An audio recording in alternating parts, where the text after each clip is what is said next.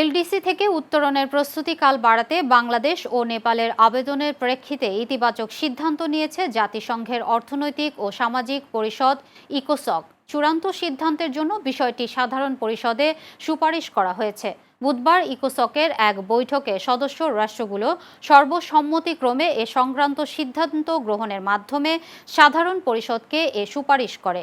ইকোসকের বৈঠকে জাতিসংঘে বাংলাদেশের স্থায়ী প্রতিনিধি রাষ্ট্রদূত সালাউদ্দিন নোমান চৌধুরী উভয় দেশের পক্ষ থেকে প্রস্তুতিকাল ৩ বছর বাড়ানোর যৌক্তিকতা তুলে ধরেন।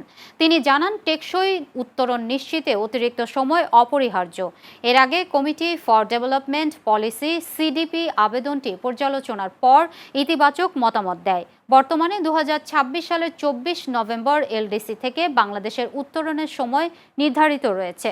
সাধারণ পরিষদ আবেদনটি অনুমোদন করলে নীতিগত সংস্কারের পাশাপাশি প্রস্তুতি আরও সুদৃঢ় করা হবে বলে জানান তিনি।